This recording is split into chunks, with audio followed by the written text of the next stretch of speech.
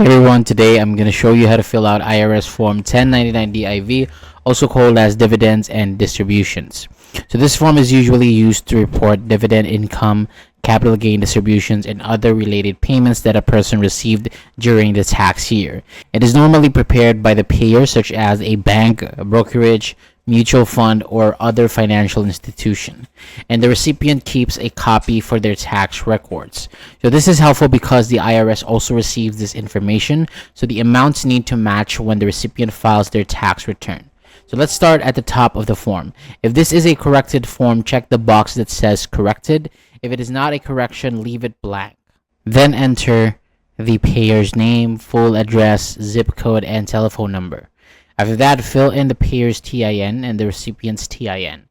Next, write the recipient's name and mailing address, and make sure the name and taxpayer identification number are correct, because mistakes in this area can cause reporting problems later.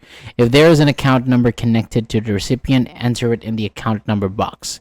Now move to the income boxes on the right side of the form, and in box 1A, enter the total ordinary dividends, and in box 1B, enter the qualified dividends if there are any. Then continue with the capital gain distribution section. Box 2A is for total capital gain distributions, while the other boxes in section 2 are for more specific type of gains, such as unrecaptured section 1250 gain, Section 1202 gain, collectibles gain, Section 897 ordinary dividends, and Section 897 capital gain. After that, fill out any other boxes that apply. Box 3 is for non-dividend distributions, Box 4 is for federal income tax withheld, and Box 5 is for Section 199A dividends. And Box 6 is for investment expenses.